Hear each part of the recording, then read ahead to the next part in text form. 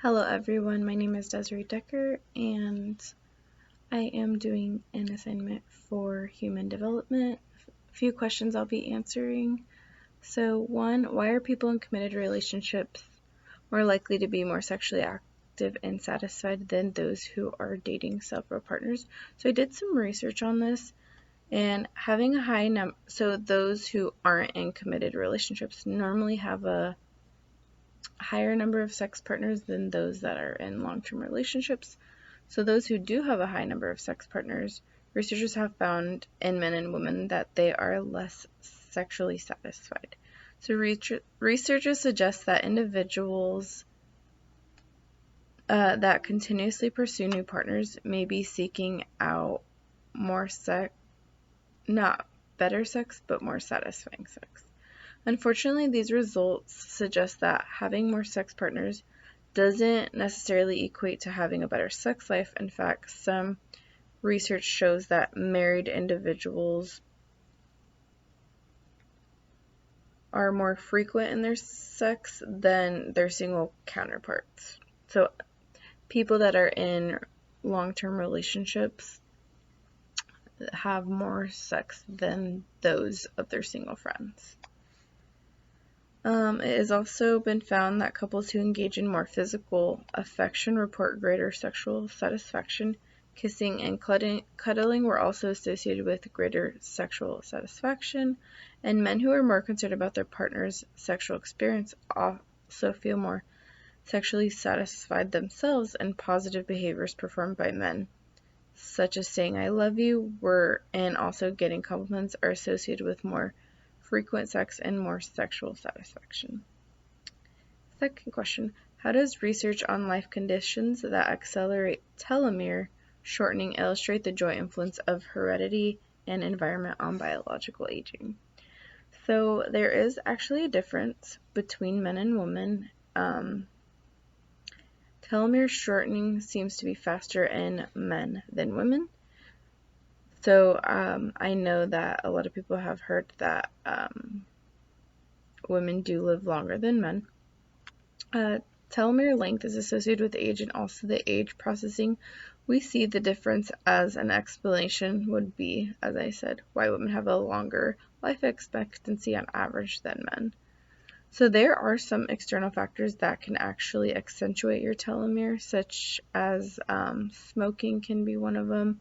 So smoking you definitely want to try to avoid at all costs. Stress or work conditions can play a vital role, as well as poor health. So just being obese, so not exercising, not eating right, having any type of cardiovascular disease can definitely weigh in on this. Stress in the workplace, when there's no balance, this can put constraints on how a person can deal with them. So prolonged stress also does have negative effects on your health. This has been proven. In a high stress level group, telomere is so that 48%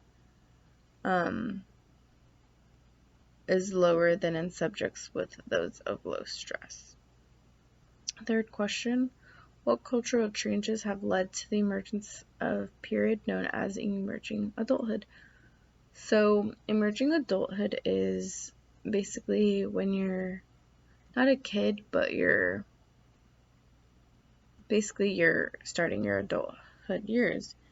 And so an example would be here in the United States, many adult roles. So emerging adulthood actually is limited to cultures that postpone entry into adult roles until their 20s.